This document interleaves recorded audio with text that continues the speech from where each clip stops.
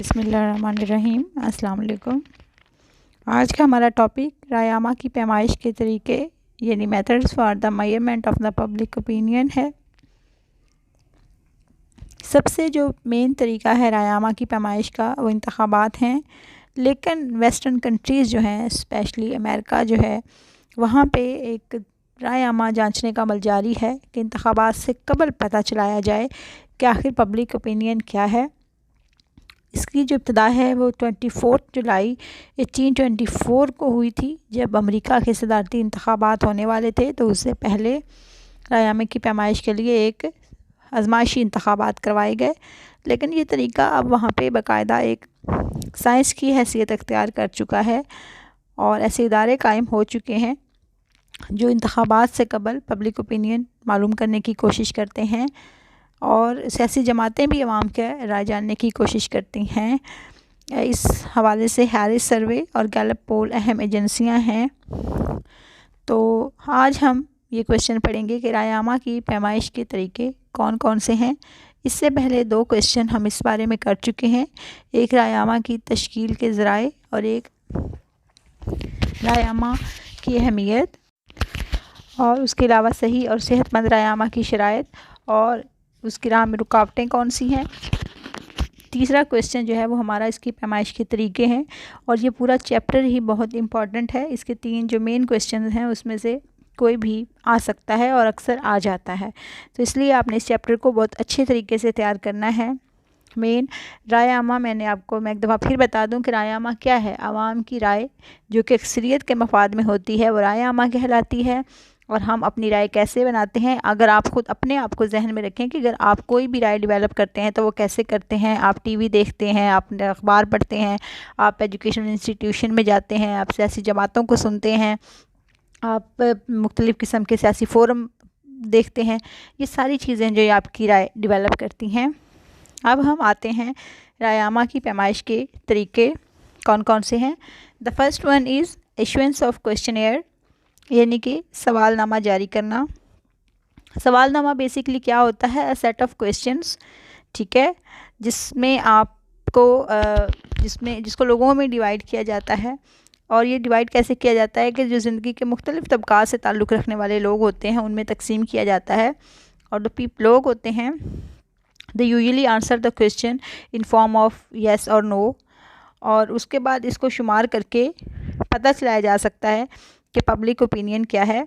सबसे पहले ये तरीका यूएस में इस्तेमाल किया गया, और उसके बाद अब ये तरीका बाकी दुनिया में भी मकबूलियत अख्तियार कर गया है।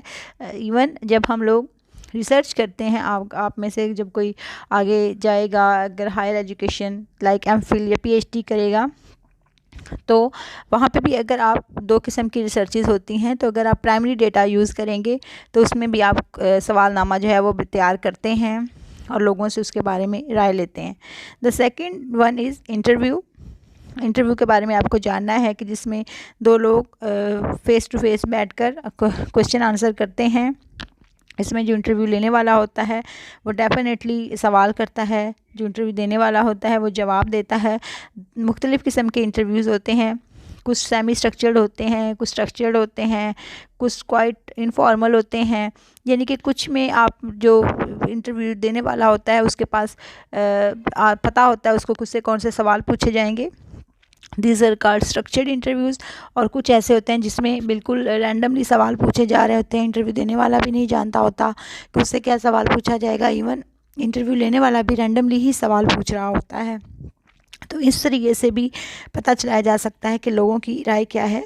ये तरीका भी सबसे पहले it was started in US, और उसके बाद it is continued in Europe, Asia और एंड द अदर कंटिनेंट्स।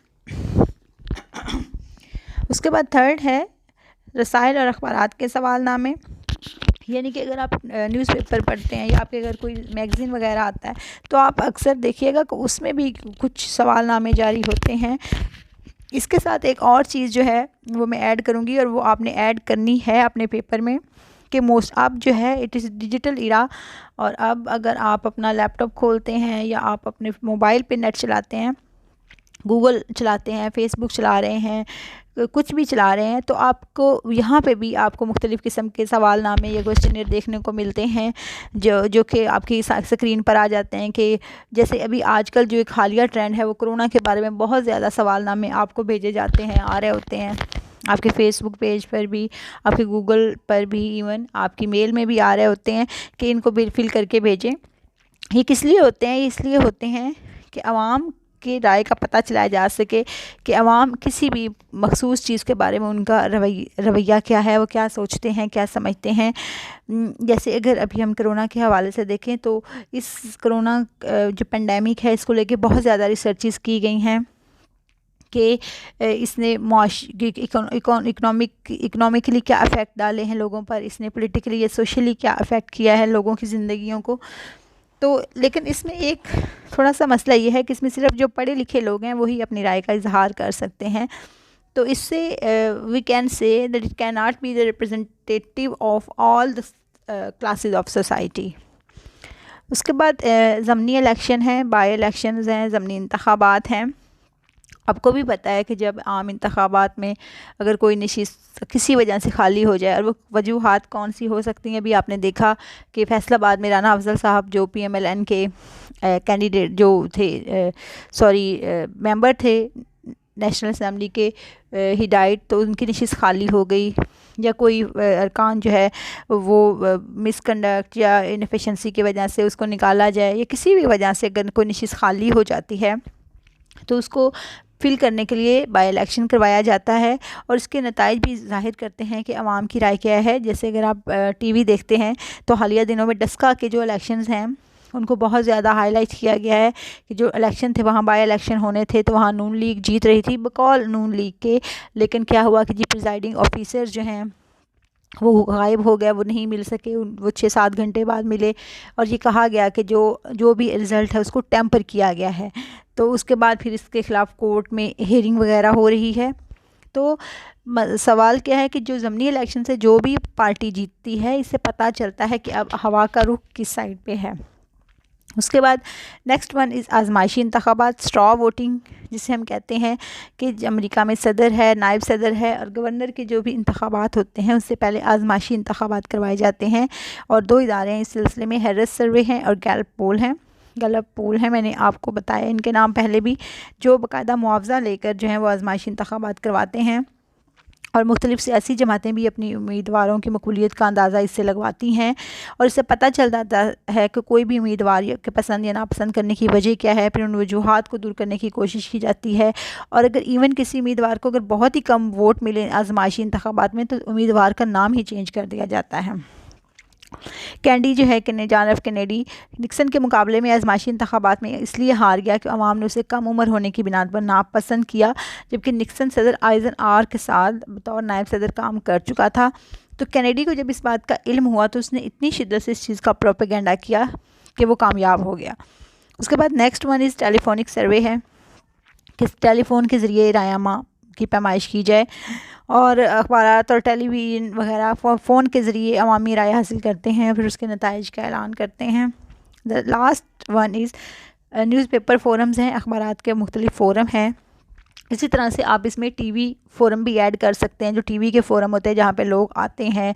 आपने देखा होगा कि एंकर पर्सन बैठे होते हैं, उन्होंने साथ मुख्तलिफ़ सियासी जमातों के जो लोग हैं उनको बुलाया होता है, और वो सारे बैठकर अपनी अपनी राय का इजहार कर रहे होते हैं। इसी तरह से अखबारात के जो फ़ोरम है वो भी मुख्तलिफ़ तबका है फ़िक्र से लोगों को अपने पास बुलाते हैं, वो अपनी राय का इजहार करते हैं। तो इस तरह से फिर पता चलता है कि आवाम की राय क्या है, आवाम क्या सोचती है और वो क्या चाहती है। उसके बाद सही रायामा की पैमाइश के लिए what are the proposals for the exact measurement of public opinion, के कौन सी ऐसी हम तजावीज़ दे सकते हैं कि जो राय आमा है उसकी पैमाइश दुरुस्त तरीके से हो सके। तो सबसे जो ही चीज़ें आपने अभी जो तरीके पढ़े हैं वही के वही चीज़ें उसकी तजावीज़ में आपने लिखनी है, बस उनके हेडिंग्स थोड़ी सी चेंज कर लेनी है। सबसे पहले आपने वहाँ पे सवालनामा पढ़ा है, मैंने भी आपको पढ़ाया है। तो यहाँ पे आपने क्या करना है कि वही सवालनामा उसकी तैयारी ज़ाहिर अगर आपने सवालनामा पुर करवाना है तो उसकी तैयारी ऐसे की जाए ऐसे सवालात हों जो आसान हों, जो समझ आ सकें लोगों को, क्योंकि हर लेवल का बंदे ने उसको फ़ील करना है, तो ज़रूरी नहीं कि हर लेवल का जो बंदा उसको फ़ील भी कर सके। So the criteria is it must be easy, it must be convenient, it must be very you can say it's not be ambiguous. अगर ये एम्बिगुअस होगा तो फिर इसको समझा नहीं जा सकेगा। सेकंड वन आपको भी मैंने बताया था कि इंटरव्यूज़ वगैरह होते हैं, तो यहाँ पे भी हम उसकी तजावीज़ में ये दे सकते हैं कि इंटरव्यू करने वाला जो होना चाहिए वो गैर जानिबदार होना चाहिए। मिसाल के तौर पर अगर मैं आप में से किसी का 2 बच्चों का इंटरव्यू करना चाहूँ और मेरा ध्यान जो पार्शलिटी है वो एक स्टूडेंट की तरफ ज़्यादा हो, या मैं एक स्टूडेंट को ज़्यादा लाइक करती हूँ और दूसरे को लाइक नहीं करती हूँ, तो उस सूरत में मेरा इंटरव्यू कामयाब नहीं हो सकता। इंटरव्यू लेने वाले के लिए ज़रूरी है कि जब वो इंटरव्यू लेने बैठे तो बिल्कुल गैर जानिबदार हो, उसका किसी की तरफ भी झुकाव ना हो, और वो अपने फ़न में इतना माहिर हो कि जो इंटरव्यू दे रहा है वो भी ख़ुद को बिल्कुल ईजी फील करे।